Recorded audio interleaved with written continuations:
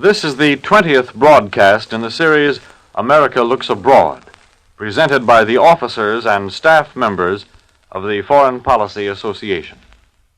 This nonpartisan organization, open to all who are interested in American foreign policy, offers accurate information on current world events.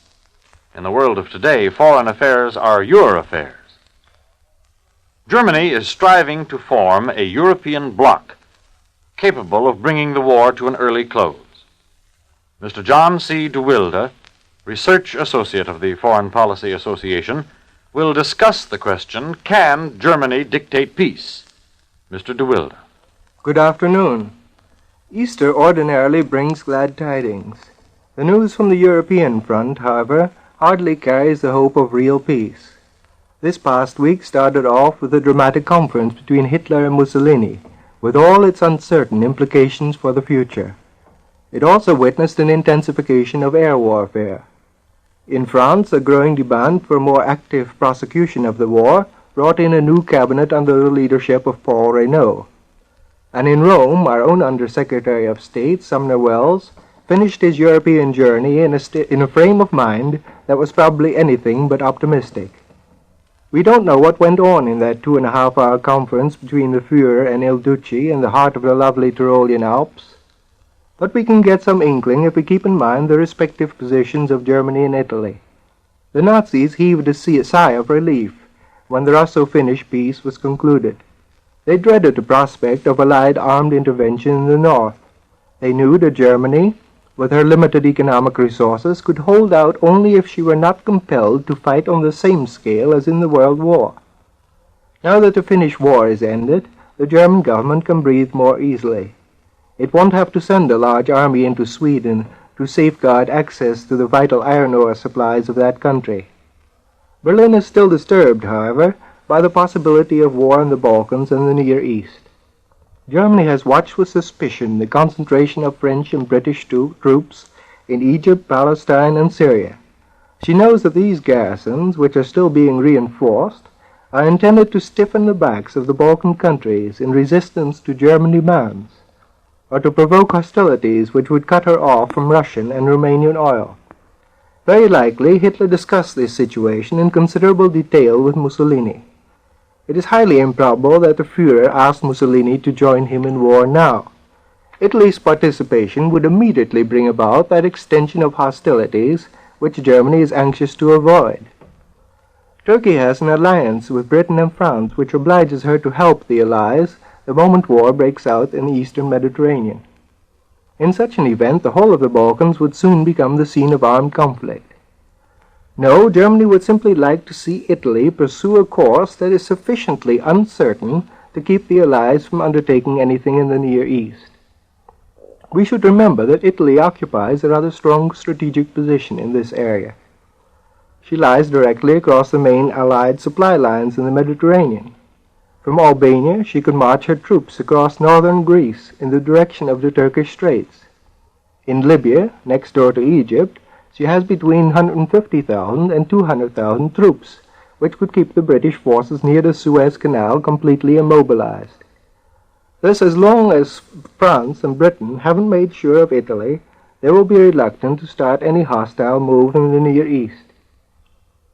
Hitler's conferences with Il Duce probably had one more objective. Germany would like to see more friendly relations restored between Italy and Russia.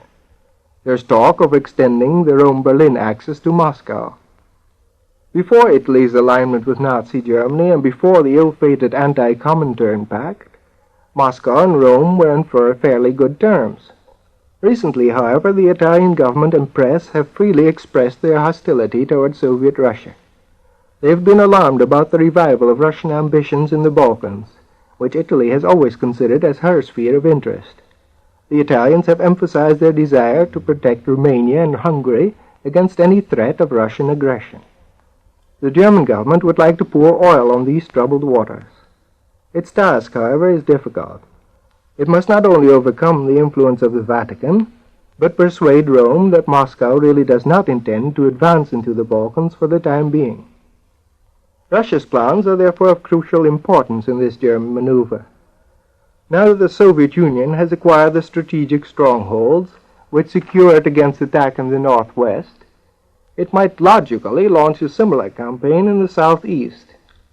It might try to recover Bessarabia at Romania's expense, thus advancing Russia's borders to the Danube, and then demand control of the straits of the Bosporus and Dardanelles from Turkey. In this way, Russia could secure the whole Black Sea area against intrusion by any hostile power. The Nazis, however, may be expected to use whatever influence they have in Moscow to dissuade the Russian government from such a course. They don't want to see Russia embroiled in another war. Last month, they finally reached an agreement with Moscow on a long-term program providing for the exchange of essential goods.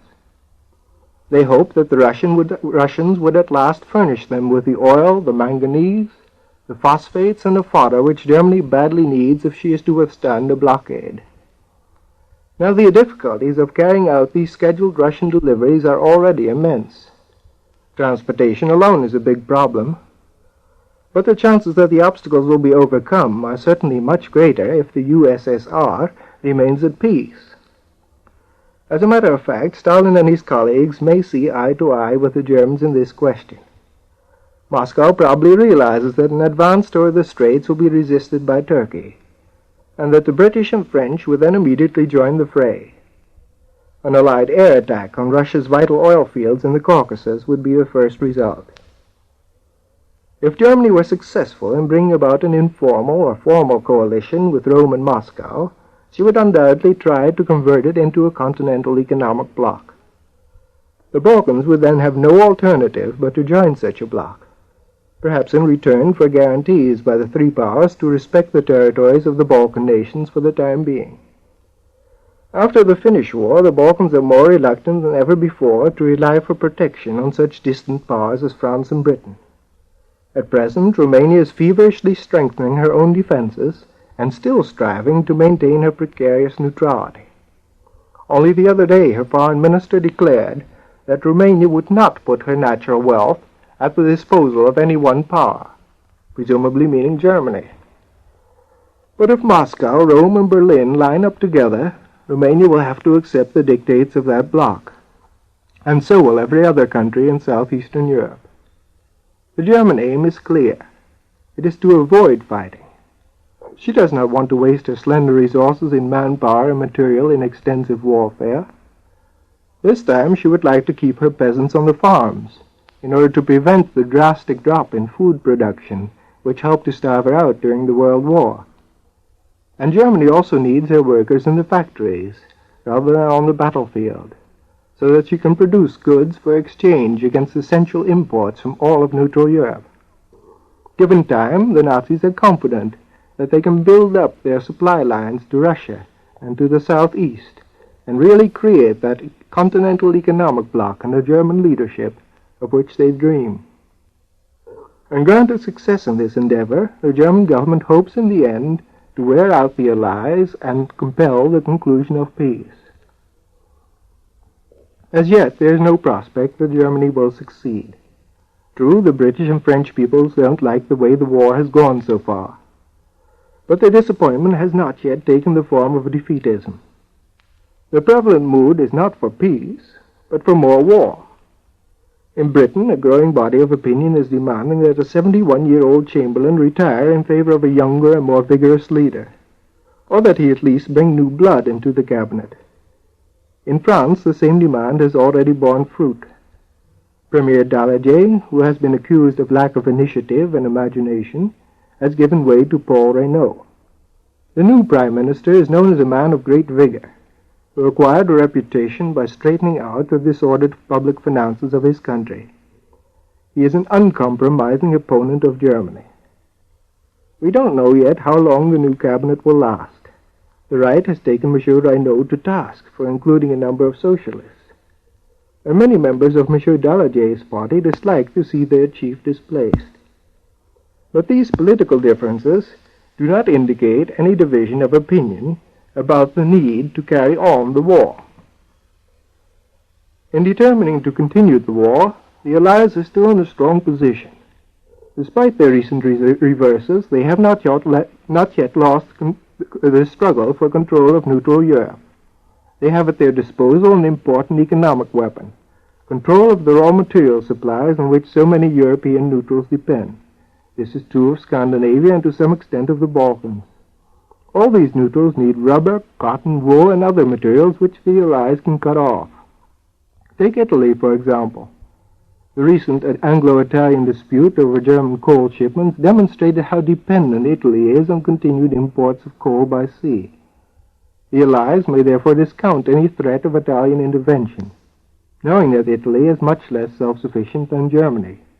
By blockading both entrances to the Mediterranean, the Allies might reduce Italy to impotence. So Italy may not be so valuable to Germany after all, nor is it sure that the Germans can count on Russia. The Soviet Union may want to prolong the war in order to exhaust capitalist Europe, but she can hardly be interested in having a powerful and victorious Germany at her door. The reserves of the Allies are still immense. The German counter-blockade of Britain hasn't been very successful. The Germans have sunk many ships carrying supplies to Britain, but by no means as many as they did in 1917, after they started unrestricted submarine warfare.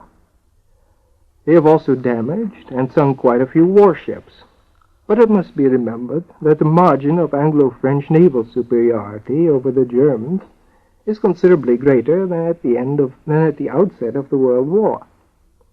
Certainly, the French and British peoples are far better supplied than the Germans. The hardships created for Germany by the blockade have been aggravated by the unusually severe winter. Potatoes and vegetables were frozen, and there was a marked coal shortage. The Germans, however, are a patient, long-suffering, and disciplined people. Germany is confident she can hold out for a long, long time, if only she can conserve her strength. The question is, can the Allies compel Germany to fight?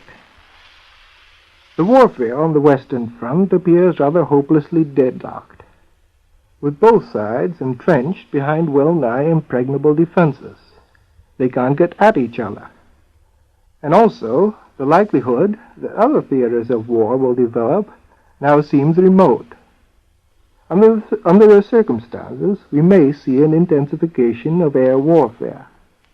Up to the present, the Germans have apparently retained their superiority in the air. But the future may tell a different story, particularly as more and more planes are delivered by American factories. What is more important, the French and British probably have much larger supplies of high-octane gasoline, without which an air force is practically useless. So the war will go on. The Germans are still confident of victory, and the Allies are certainly not prepared to acquiesce in a peace on Germany's terms. They want an enduring peace.